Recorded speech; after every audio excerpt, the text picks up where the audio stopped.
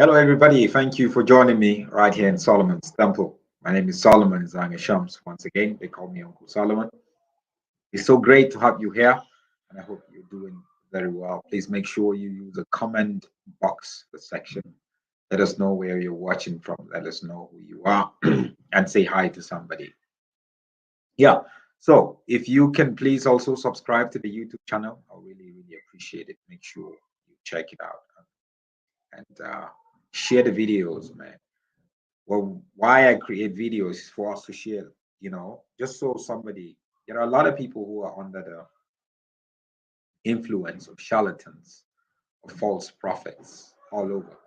And for me, the most important thing is to see how we can reach them, how we can share something that would trigger a question, a doubt, an idea, just so they can, let loose and get out of that slavery that a lot of these false prophets and charlatans have entangled them into. So please make sure you share the video and also make sure you visit our website, www.unclesolomon.com. Please make sure you visit the website, www.unclesolomon.com. Right. So a quick one, straight out of the nation of Nigeria, a priest got suspended over songs, over Igbo songs. So, the Catholic Church, some of you don't see the Catholic Church as legit, but you see, the fact is, there are Catholic people that you meet that you just like, you're like, wow. That's why it's not wise to put everybody in the same basket, just so we can get this argument out of the way. There are Catholics that are born again, especially in Nigeria. There are Catholics that are totally different, not what and they really serve God. The way they understand scripture and God is totally different from the tradition of the Catholic institution. So in Nigeria, there is, I think over 30 million Catholics. 30 million Catholics in Nigeria, and predominantly in the east of Nigeria, where the Igbo people live. That's where Catholic is very predominant. Yeah, I think so. Yes. A lot of Catholics are, Igbos, unlike where I come from in the north central part of Nigeria. Catholic churches are there, but it's not so strong. Or you go to the Yoruba side, I mean, there's Methodist, there's Baptist, there's Anglican and stuff like that, as in the West. So this Catholic priest was suspended because in the parish where he is pastor, the Reverend Father rather, where his Reverend Father, he actually decided to tell the congregation to not sing Igbo songs anymore. Now, Igbo language, we know, is big. Nigeria has 3 major languages: Igbo, Yoruba, and also Hausa. These are the major languages, right? So let me show you the photo of this Catholic priest, just so you can have an idea. So this is a Catholic priest here.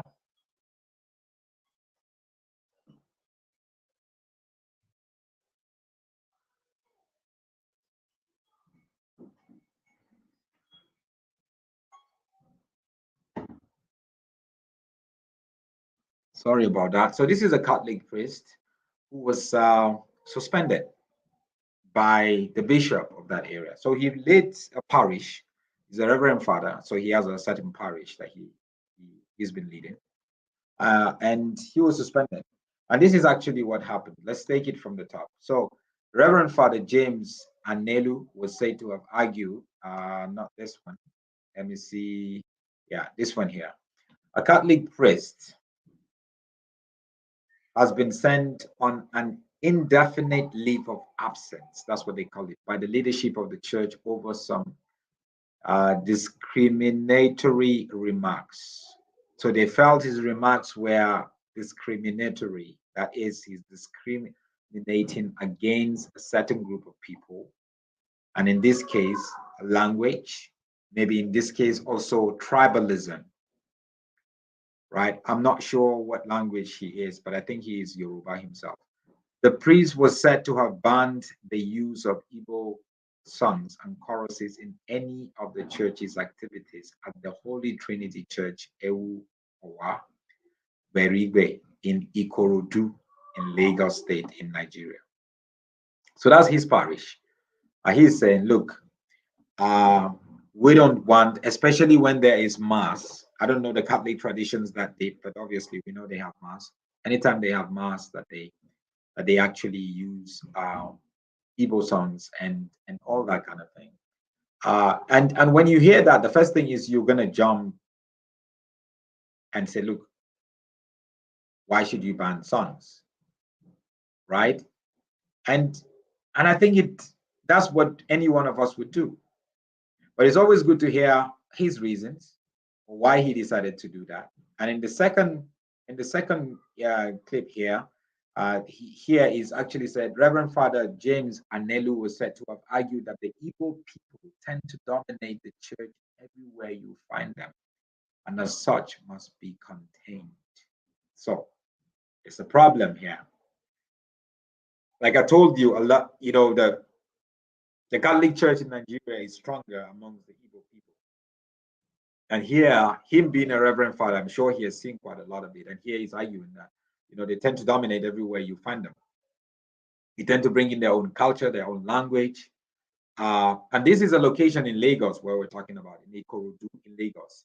So you're having a place where, though Lagos is very sort of like cosmopolitan, but at the same time, Lagos is predominantly Yoruba people.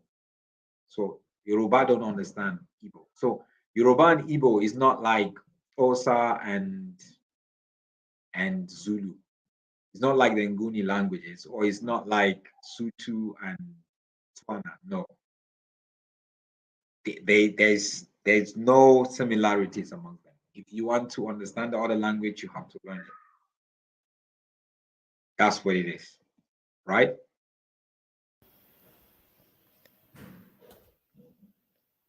So it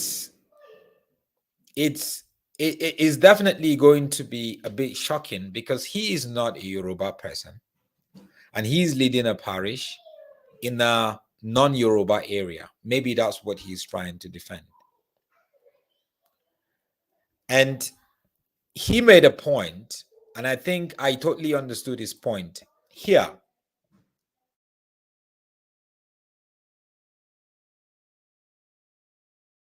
Saying, we are here to evangelize everybody. We are not here to dominate and to suppress. If you sing Igbo, will the Yoruba person come to this church? Will other tribes come to this church? If other tribes start to sing their song, how many people will remain in church? Okay. So I think he's trying to actually emphasize the fact that the Igbo songs and hymns has been dominating. But in the church, there are Yoruba people, and also they want to attract people from other languages, right? I know when they have mass in the Catholic Church, normally the songs that they normally sing are actually not even in English. They are normally Latin. So obviously everyone would, need to learn those songs. So for out and actually banning the Igbo songs, is that the best? Could you accommodate the Igbo, the Yoruba, the Hausa, the Ibibio, the Bini, Urobo? Can you accommodate them? Why can't you accommodate them? Or maybe just use English just so everybody would have a clue what's going on, instead of banning the song. I think maybe he was fed up with it, isn't it? I don't think it's really a case of tribalism, as some people would look at it, because I want to emphasize what he had mentioned here, which is we are here to evangelize everybody. So you see, that key word there is evangelize. If you go to Kenya and you want to evangelize, or Tanzania, you're not going to, as a Nigerian, as a Yoruba person, you're not going to use Yoruba. You have to, English would not even be your best bet. Your best bet would be Kiswahili. And exactly what missionaries do. I was a missionary for over 10 years myself.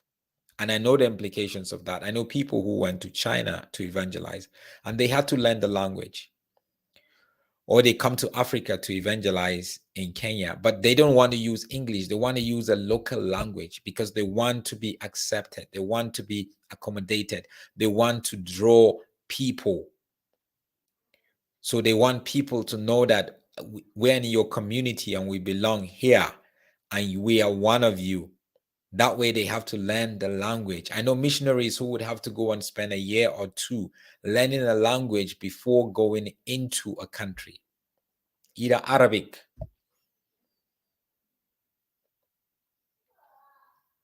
So when he mentioned the fact that we are here to evangelize everybody, I said, okay, maybe I should give this guy a benefit of a doubt, isn't it? Because at the end of the day, that's what the church is really for. One of the pillars of what we are called to do is to evangelize. The Bible says in Matthew 28, go into the world and make disciples of all nations, and you evangelize, then you make disciples. There's something about speaking the language of the people in that community. Even if the majority of the church members are Igbo, is it appropriate to use Igbo songs and hymns, chorus more often than Yoruba? Because that community in itself, chances are majority of everybody in that community in Ikorodu are Yoruba people. So how are they going to feel? Would they feel attracted to come to a church that most of the hymns and the choruses are in Igbo and they don't understand Igbo?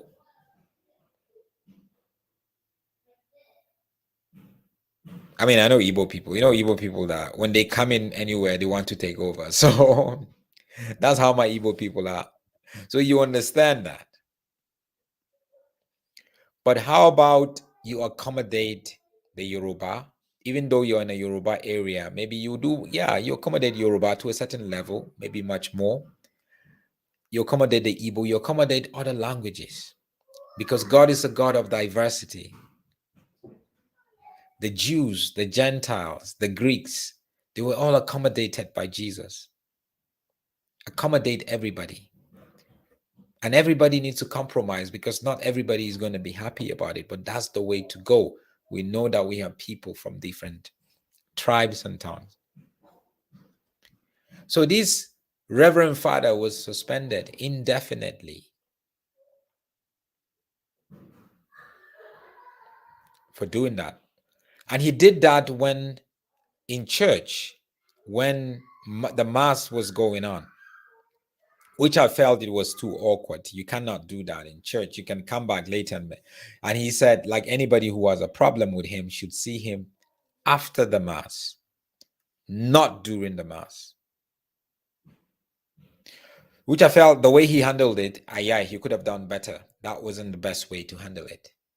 You are a leader. You are not a dictator. You are called to give leadership. So you need to get the input of other people. Thank you so much, Loria Andy, for the $5 super sticker donation. Appreciate it. Brother Oluchuku says, this is really saddened. Is it the fault of the Igbos that we are dominating? Why not the Yoruba tribe join the choir group in order to learn the Yoruba songs? Yeah, it's not really about dominating. You see, when it comes to evangelism and it comes to church, we have to be careful. It's like what he said. Actually, when you go to somewhere in Imo State or Anambra in the east of Nigeria where Igbos are, would you be singing Yoruba songs? Right? Would you be singing Yoruba songs there? Do they know Yoruba songs? First, I think you have to be sensitive to the Igbo people that you're amongst them. You're singing Yoruba songs, but they don't really understand it. So one is a case of understanding. Second is also a case of evangelism, acceptance. What languages can you use to get acceptance from them? Right?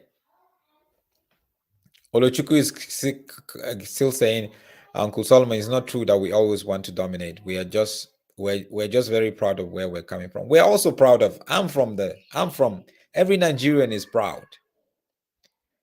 But the Igbo person is, let's face it, it's a lot of Igbo people who would go, not every Igbo person who will go into a place we know they want to dominate. And it's not a wrong thing. I'm not saying it's wrong. Dominating is not wrong. So don't get me wrong, right? But you have to be sensitive, especially when you are in a location, a place where it's not your primary community. And then when we're talking about evangelism, when we put it in the church context, then you have to be different. You cannot be like the way business is done or the way politicians do it or the way entertainers do it. No. This is the church. We do things differently, just so that people who are not part of the church or that people who are outside or Christians from outside also can look at us and learn from us.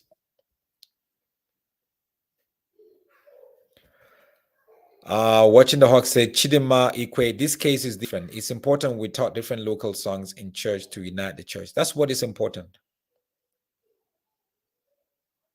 You know, I used to go to a church here. It's a church that was planted from Nigeria here. And every time you go, the songs are in English.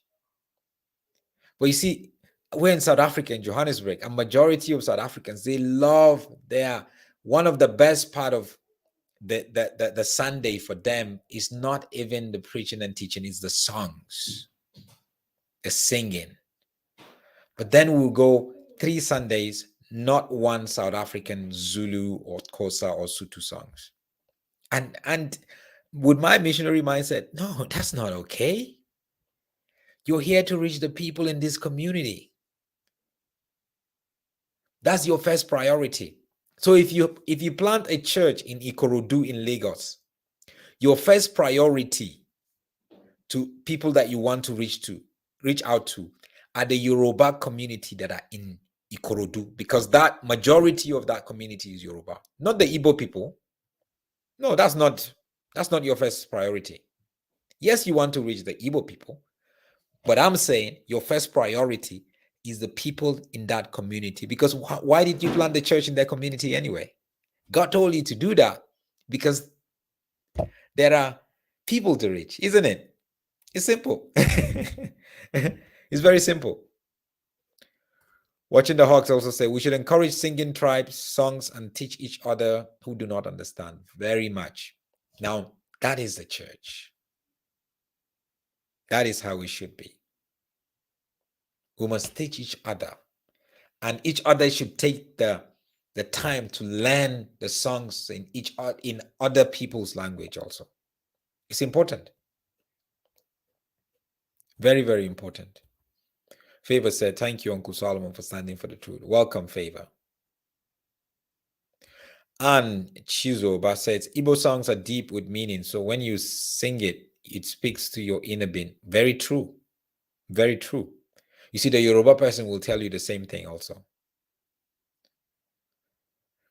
The Zulu person will tell you the same thing also. You see people in South Africa. There are videos that made the round a while ago that, you see people, girls who are, they are totally drunk, but they are singing gospel songs. You try to understand it.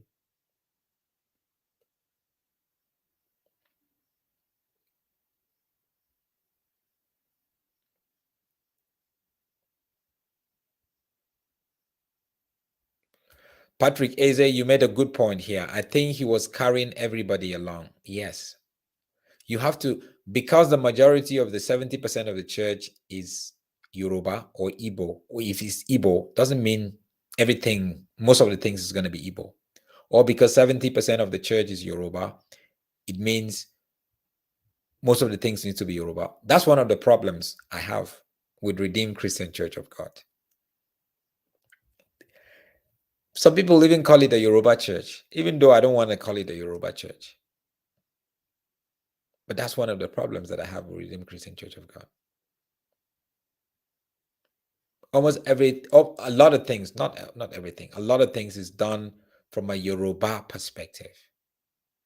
Obviously, that's why you see majority of the people that go to that church, Yoruba. So if you want to reach out to the Yoruba people, then I understand. Maybe that's your take.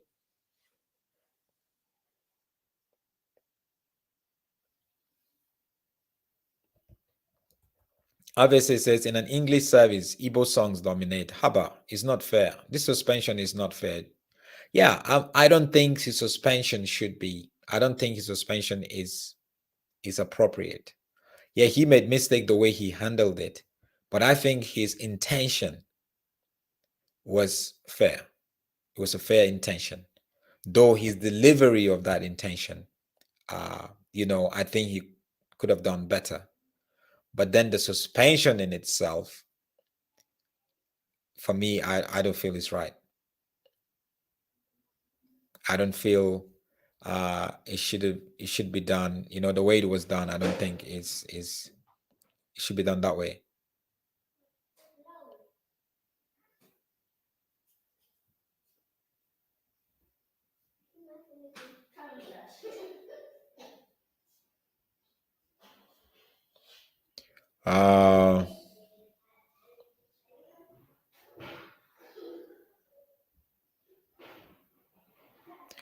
Some comments here.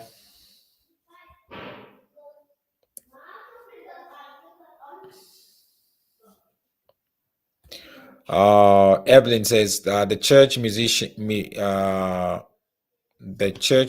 leadership should have been instructed by the church leaders to practice and sing mixed songs. Exactly. That's another way to do it. So you guys are actually bringing ideas here. That's another way to do it.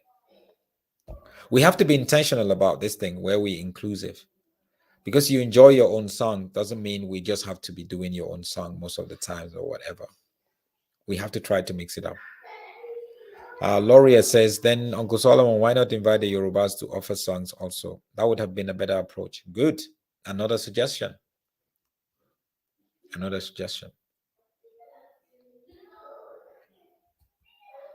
So I just feel the way it panned out is I just feel the way it panned out is definitely not the right way. And things like that, you want to be able to look for ways to solve it. But when we are faced with issues of diversity, inclusivity, and language and tribalism, we have to be sensitive. We're all different. No one is better than the other. We're different. That's why we are beautiful, the way God created us. But we have to look for ways to accommodate each other, especially as Christians or especially within the church. That is very, very important. So I hope that we can learn something from it and pick it up. Thank you so much, guys. Please make sure you subscribe and like this video. Thank you. I'll see you again. Shalom.